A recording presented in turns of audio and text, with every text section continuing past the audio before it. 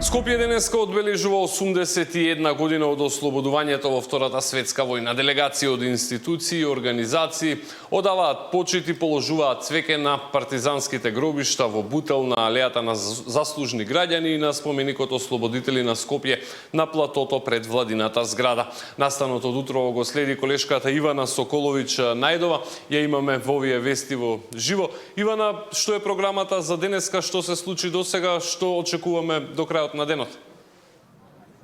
Така, Александар, Скопје денеска одбележува 81 година од ослободувањето во Втората светска војна. Како што спомена, програмата за одбележување на овој ден на главниот град започна со положување на цвеќења партизанските гробишта во Бутел, а централната прослава е овде пред владата на споменикот Ослободители на Скопје, која што ќе започне во 12 часот и 30 минути. Бројни организации, припадници на партизански здруженија, семејства на сега веќе починати партизани се дела од оваа манифестација. Ќе се положи цвеќе овде и ќе ги слушнеме обраќањата и пораките кои што ќе бидат упатени на денешниот 13 ноември. А веќе во текот на денот стигна и честитките од државниот врв.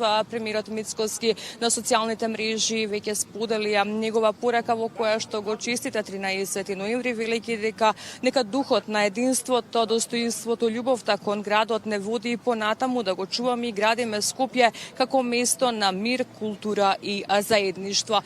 Своја порака имаш и градоначалникот на градот Скопје, Орце Гергиевски, кој што исто така сподели дека веќе ја одржал традиционалната средба по повод 13 ноември, денот на ослободувањето на Скопје, со представници од градскиот одбор на Сојузот на борците од Народно-ослободителната антифашистичка војна на Македонија. И тој со своја честитка за градот вели дека оние херои кои што се бореа за идеја, достоинство и иднина за Скопје, какво што денес го имаме, е наша должност да ја чуваме нивната жртва, а со тоа ќе го градиме и Скопје како град на слободни, горди и обединети луѓе. Во оној дел на честитки кои што стигна од утро во своја честитки с партија Социјалистичката партија на Македонија, во која што вели дека жртвата на храбрите македонски борци од скопските партизански одреди уште повеќе останува наша светол патоказ за нашето Скопје, за Македонија и за нашите идни генерации.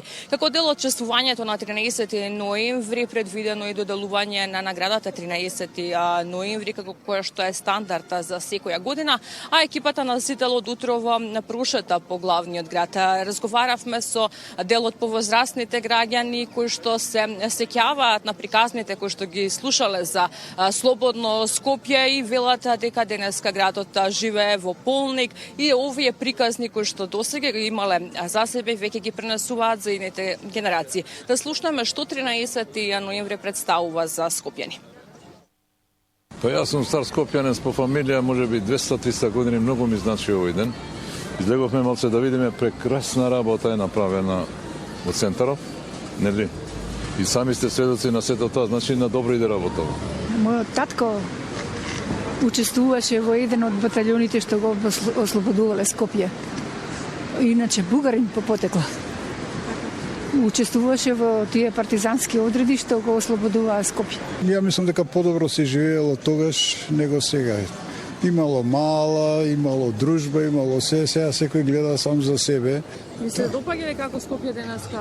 Еве сега тоа го дискутираме со пријателите. А тоа Скопје, поготово 2014 проект што заслужува стварно внимание. Значи тогаш се ослободил Македонија. И сега, фала Богу, добри сме.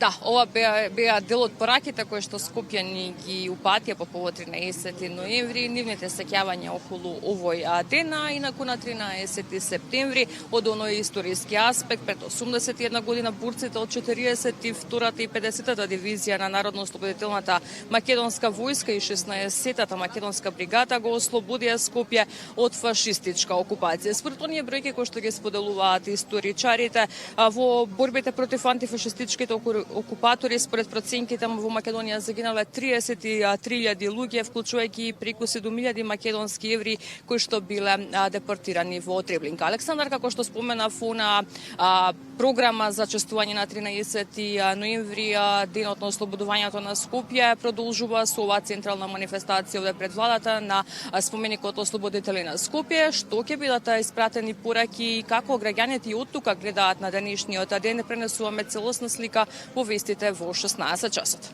Да, Ивана, остануваш на терен да го проследиш и овој настан. Ги очекуваме деталите во попладневните изданија. Беше тоа Ивана